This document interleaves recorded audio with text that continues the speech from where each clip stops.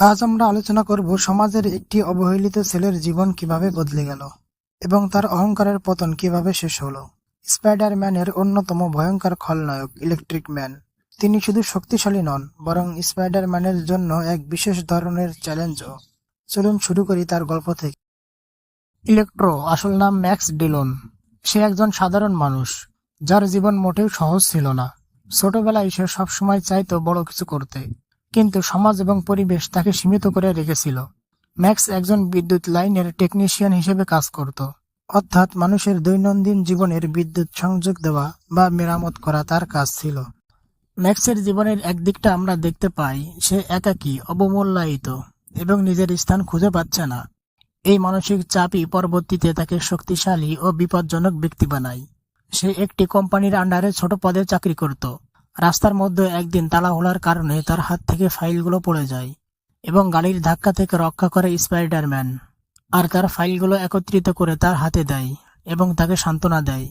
এখান থেকে ম্যাক্স পরিচিত হয় স্পাইডার-ম্যানের সাথে। কোনো এক রাতে কোম্পানির লোকেরা ডিউটি শেষ করে বাসার দিকে রওনা দেয়। সেদিন ছিল ম্যাক্সের জন্মদিন, কিন্তু তাকে উইশ করার মতো কেউ ছিল না। তার একজন কলিগ তাকে বলল, উপরের বিদ্যুৎ লাইনে সমস্যা হয়েছে, তুমি গিয়ে সেটা সমাধান করো। ম্যাক্স বলল, আজ তো আমার জন্মদিন, আমাকে ছুটি দাও, আমি ঘরে যাব। লোকটি তাকে বলল, কাজ শেষ করে বাড়িতে যাবে। সে ব্যথিত হৃদয় নিয়ে দুর্ঘটনা স্থানে পৌঁছালো। তার এক বন্ধুকে ফোন করে বলল বিদ্যুৎ লাইন বন্ধ করে দিতে, কিন্তু সে জানালো বাড়িতে যাবে, বিদ্যুৎ লাইন বন্ধ করা তার পক্ষে সম্ভব না। ম্যাক্স বিদ্যুৎ লাইন বন্ধ না করেই কাজ শুরু করে দিল। এটাই ছিল তার জীবনের দুর্ঘটনা। ম্যাক্স বিদ্যুতের ঝটকা খেয়ে মাছের একটি অ্যাকুরিয়ামের মধ্যে পড়ে যায়। এ মাছগুলো সাধারণ কোনো মাছ ছিল না, এগুলো ছিল ইলেকট্রিক ফিশ।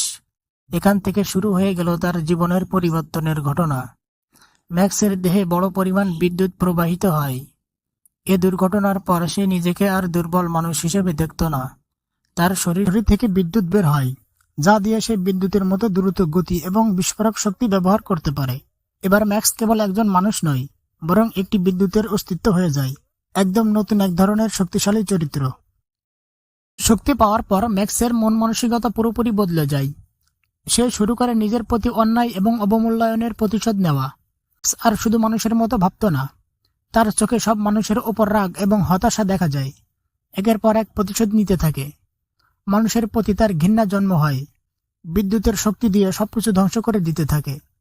আইনের চোখে বড় বড় অপরাধ করতে থাকে, যেটা তার করা উচিত ছিল না। সে এখন শহরের সবচেয়ে বড় ভয়ঙ্কর অপরাধী হয়ে দাঁড়িয়েছে। তাকে আটকানো ছাড়া আর কোনো উপায় ছিল না। বিদ্যুতের শক্তি নিয়ে শহর ধ্বংস করার চেষ্টা করতে লাগলো। একসময় স্পাইডার-ম্যান তার মুখোমুখি হয় এবং তাকে সান্ত্বনা দিতে থাকে, কিন্তু তার ক্ষমতা শক্তি অহংকারে পেয়ে বসে। সে ধ্বংস ছাড়া আর কিছুই চায় না।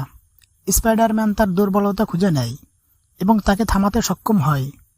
বন্ধুরা, আমাদের জন্য শিক্ষণীয়, ক্ষমতা শুধু নিজের স্বার্থে ব্যবহার করলে তা বিপজ্জনক হতে পারে। অনুভূতি ও মানসিক চাপ কখনো নিয়ন্ত্রণ না করলে সত্যক পথে চলে যেতে পারে। আবারও দেখা হবে নতুন কোনো গল্প নিয়ে।